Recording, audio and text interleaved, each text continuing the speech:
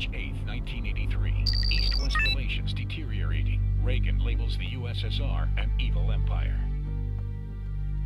March 23, 1983. Ronald Reagan launches the Star Wars project in an attempt to tip the nuclear balance in the West's favor. April 1983. Yuri Andropov strengthens networks of KGB spies in NATO countries.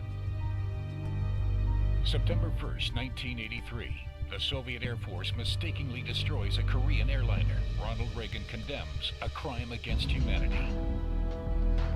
September 26, 1983. Several false alarms from Russian spy satellites detect the firing of U.S. nuclear missiles. A retort is narrowly avoided. October 25, 1983. The United States commences to invade the communist island of Grenada. November 2, 1983. Beginning of the NATO Able Archer military exercise. November 8, 1983. Mistaking the NATO training maneuvers as the first stage of a real attack, the Warsaw Pact launches a preemptive strike.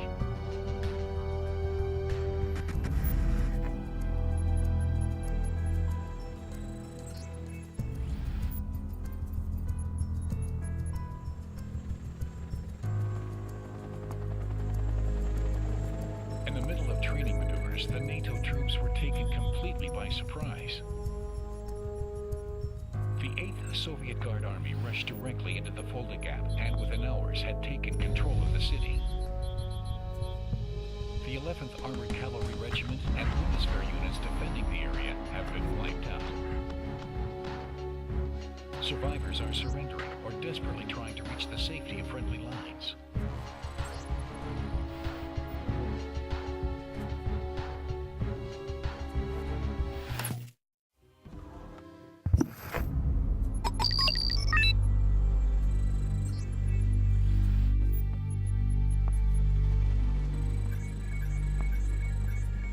Denmark has surrendered. Kassel, Bremen, and Hanover are now nothing but rubble upon which flies the Soviet flag. From Hamburg to Frankfurt am Main, the Soviet and East German forces are advancing. The NATO front collapses under repeated assaults. In the south, the Danube line, the only one that had repelled all enemy assaults, was abandoned under the threat of being outflanked. West Germany is reduced to a thin stretch of land west of the Rhine.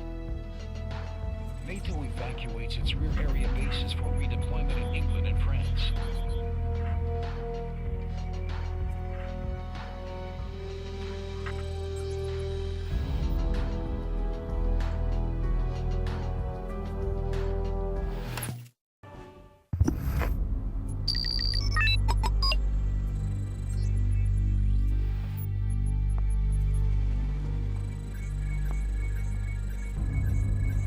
West Germany surrendered, the Warsaw Pact troops stopped when they reached the French, Belgian, and Dutch borders.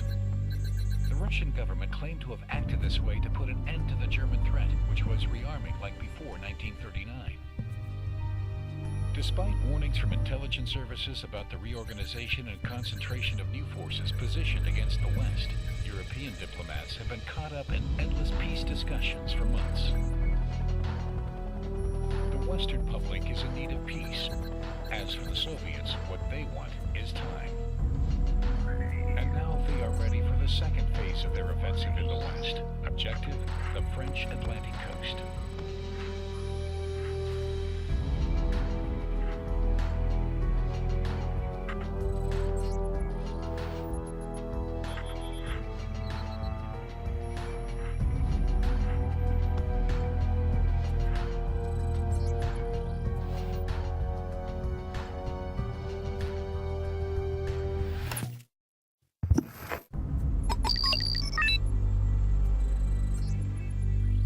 The attack in Alsace was a Maskarovka, designed to distract us from the real Pact offensive. After fixing NATO troops along the Rhine, the Pact Special Forces had taken control of Switzerland's main communication routes. At the same time, their airborne troops flew over the neutral country to attack the heart of the French defense, the plateau of Albion and its intercontinental missile silos.